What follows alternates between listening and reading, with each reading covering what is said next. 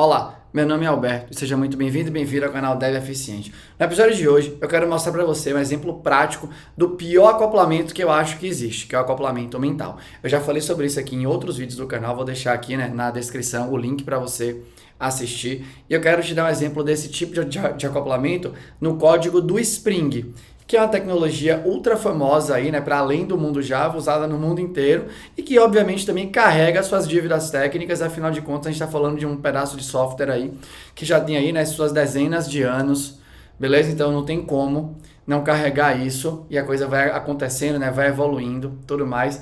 É uma coisa que é padrão em tudo que é software que a gente faz. A ideia é como você gerencia a dívida técnica, não zerar dívida técnica, eu falo isso repetidamente. Beleza? Quem fala que vai zerar a dívida técnica, infelizmente, não está trabalhando na realidade aí.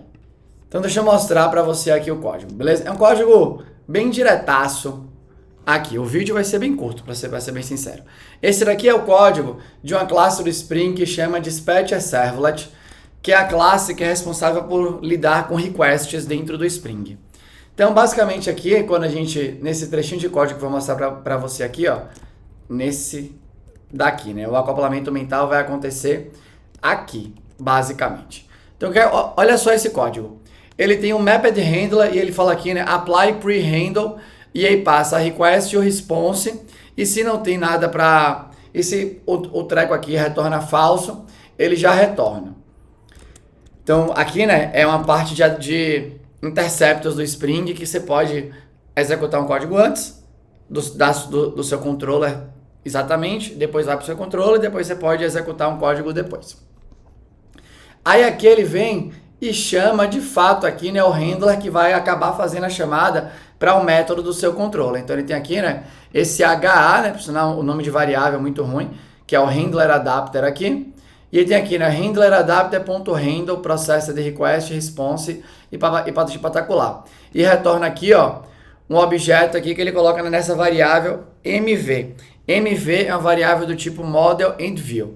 Model and View é um tipo muito antigo do Spring. Antes do Spring suportar de maneira interessante retornos de APIs aí, com JSON, XML mais não, mas principalmente com JSON hoje em dia e tudo mais, o padrão era você criar um retorno com HTML, processando esse HTML no servidor e retornando o HTML pronto para ser mostrado, para ser exibido no cliente, no caso, um navegador. E a coisa foi evoluindo, obviamente, e hoje em dia você tem essas SPAs que você constrói com React, Vue, sei lá, Angular e tudo mais, e é o tipo meio que padrão de desenvolvimento para hoje em dia.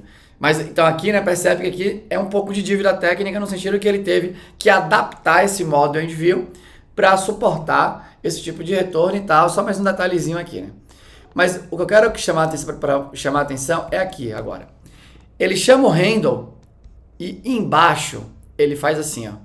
If async manager is concurrent handling started. Agora me diz uma coisa. Como que a pessoa que programou essa linha, baseado nas linhas de cima, aqui, ó, baseado nas linhas de cima, beleza? Então aqui, ó, ele tem um Async Manager que ele pega aqui. Aí esse Async Manager, se liga, Async Manager, vou pegar aqui, ó, vou buscar aqui, ó, Async Manager. O Async Manager, entre essa linha aqui e essa linha daqui, o Async Manager não é usado uma vez. Explicitamente. Não é usado uma vez. Então, como que a pessoa que codou isso aqui tem a ideia de verificar, de chamar esse método aqui? Só tem um jeito dela saber. E por esse código aqui, dá pra gente sacar. Essa chamada aqui é uma chamada que está estática. Ele passa uma request e ele cata o Async Manager. Ou seja, em qualquer ponto do código, alguém pode catar um Async Manager, porque tem alguma maneira, que é como se fosse um acesso a uma variável que é global. Aqui do Spring, deve usar os recursos de thread local e tudo mais aqui do Java, por aí vai. Então ele consegue catar aqui esse Async Manager, em nenhum lugar aqui ele passa esse Async Manager para frente. E aqui ele verifica se foi se a parte concorrente aí, né, o tratamento, o concurrent handling aí, né, foi iniciado aí. Só tem um jeito dele saber. Aqui. Ele sabe como... A pessoa que quando eu falo ele, né, não é ele, no sentido, é a pessoa que codou isso daqui, ela sabe como funciona nos meandros do Spring. Então ela sabe que existe uma chance em alguma linha entre a linha 1054 e a linha 1091, a pessoa sabe que algum canto aí, que você não sabe qual, nem eu, pode ter sido iniciado um tratamento assíncrono. E aí ela tem que verificar isso daqui. Então percebe que esse código não tem nenhuma relação, né? O handle não retorna, por exemplo, aqui sei lá, request handled, que ele consegue verificar no retorno do request handled se o concurrent handling foi started. Aí, né? Juntei agora inglês e português, exagerado, né? Ele não consegue, a pessoa aqui, esse código não te dá chance de fazer isso. Então ela cai para isso. E aí, isso daqui para mim é o suco, é o tempero padrão de um código da nossa vida. Beleza? Se você não, mesmo que você tome muito cuidado, né? A gente está falando aqui do código do Spring, que para mim é uma referência quando a gente fala de código legado, no sentido de legado de conhecimento mesmo, né? A parada tá crescendo, já tem uns 20 anos aí, todo mundo usa, e a parada funciona massa e tudo mais. Mas mesmo assim aqui, esse exemplo para mim é o exemplo que ele resume o que acontece de montão no nosso dia a dia corporativo. Um pouco importa, quando eu falo corporativo é software padrão, software normal, que roda em empresa gigante, empresa média, empresa que está começando agora, em startup e tudo mais. E aí, só que tem uma diferença grande entre o código do Spring e o código desses outros todos lugares que eu citei. O código do Spring, ele é um código que ele vai crescendo de maneira interessante, ele não tem pressa esse código para crescer, tem todo ali, né, um time que é o core time dele, cada pessoa que vai sendo adicionada ali é feito com muito critério, é um time muito estável e tudo mais. Então, o efeito desse acoplamento que eu chamo de mental, por quê? Porque não tem nada explícito aqui. A relação está acontecendo entre partes do código que não estão diretamente conectadas, mas a pessoa que codou sabe que uma coisa mexe que eu fiz aqui, interfere lá e eu vou verificar aqui no meio. E só ela sabe disso, beleza? Num código tipo esse, com um time estável, que as pessoas de fato conhecem a base do código inteira, que deve ter muita gente aqui no código do Spring, né, que sabe da história de cada linha de código que existe dentro do framework e por aí vai. É ruim, na minha opinião, mas ele machuca menos. Agora, quando você vai para o nosso mundo padrão, o mundo no mercado, onde os times vão se alterando, as pessoas vão saindo de um projeto, vão para o outro dentro da mesma empresa, elas vão trocando de emprego e tudo mais, a chance é, eu não vou dizer que é assim, acho que é altíssima, só para ser conservador aqui, a chance é altíssima que a pessoa que fez esse acoplamento mental já tenha dado vazare da empresa. Ninguém sabe onde ela tá. E como é que você vai descobrir? Aí lá vai, né? Aí lá vai você perder tempo. Aí você fala assim, vou tirar. Pô, eu não posso tirar. Porque eu não sei porque essa parada veio parar aqui, como é que eu vou tirar? E tal. Então, esse pra mim é o pior acoplamento que tem. Eu acho que é muito mais tenso do que o acoplamento mais clássico, que é você tem uma classe que depende de um monte de outras referências, você tem um método que depende de vários parâmetros e tudo mais. Enfim, né? Esse acoplamento também é tenso, faz as mexidas ficarem mais difíceis e tudo mais, faz.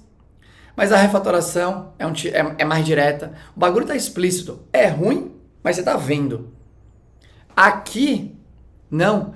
Aqui eu acho que é ruim e você não sabe de onde é que tá vindo isso daqui. Porque em algum outro lugar, nesse processamento aqui, alguém faz isso daqui de novo. Ó. Web Async Utils Get Async Manager. E aí faz alguma coisa lá no meio, em um determinado momento, que deve ser muito pertinente, e que é difícil de você entender por que está fazendo ali, do mesmo jeito que é, na minha opinião, não trivial entender por que está fazendo isso aqui, né? No melhor dos mundos, obviamente que o handle deveria dar o retorno que me permite seguir. É tão simples quanto isso, né? Quando você pensa num código no padrão aí, você retorna a parada, a linha de baixo fala com a linha de cima. É isso. Aí você faz uma parada, a próxima linha fala com a linha anterior. E essa conexão, geralmente, é o que faz o código, na minha opinião, né? É uma característica importante de um código que você consegue acompanhar, tentar acompanhar a linha de raciocínio que foi estabelecida. Aqui já quebra muito a parada, né? Mas de todo jeito aqui, ó, dá pra você ver, ó, eu peguei aqui o MV, essa linha de baixo aqui, ó, apply default view name, usa o MV. Depois tem o mapped handler, apply post handle, usa o MV. Porque essa é a coisa normal. Essa é a coisa normal. Esse daqui, ó, não tem MV. É a coisa anormal. E, na minha opinião, é o que gera mais dificuldade. Beleza? Então, era isso que eu queria compartilhar com você, né? Minha sugestão fica aqui. Fuja do acoplamento mental. Seja a sua melhor versão quando você estiver escrevendo funções, métodos. Para você escrever a função e o método só considerando o que ela enxerga. E o que é que ela enxerga? Ela enxerga, se for uma classe, ela enxerga os parâmetros e os atributos da classe. Se for uma função, numa linguagem funcional, o que é que ela enxerga? Ela enxerga os parâmetros da função. Obviamente ali, né, tanto para função quanto para método de classe, as variáveis locais que são definidas ali e tudo mais em função dos parâmetros e dos possíveis atributos que podem existir.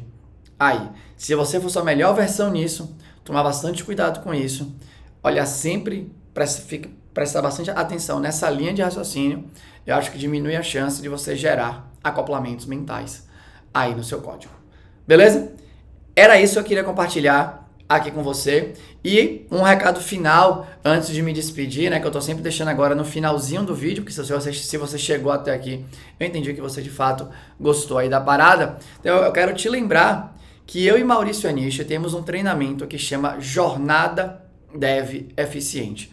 O nosso propósito nesse treinamento é fazer com que você, que está vendo esse vídeo, escreva código de qualidade, independente da situação, que você consiga evoluir para esse nível, de pegar um código alheio, analisar, ter fluidez na análise, conseguir fazer uma avaliação do que pode ser melhorado e tudo mais, conseguir aplicar as boas práticas de maneira fluida, com nível de criticidade interessante, entendendo o que é suficiente para você propor a melhor solução para determinado problema e tudo mais. Então, a jornada, né, o foco é em qualidade de código, beleza? E fica aqui o convite para você conhecer mais aí do nosso trabalho. O link para a jornada está aqui na descrição do vídeo, basta que você clique. E aí tem todas as informações, os módulos que a gente tem, as garantias que a gente oferece, os bônus que a gente também te oferece, coisas com comunidade, acesso vitalício, tudo mais, beleza? Mas era isso. Se você gostou, deixa um comentário aqui. Se você não gostou e tem um comentário construtivo, deixa aqui com a educação, que eu vou ter o maior prazer em te responder. Beleza? Era isso.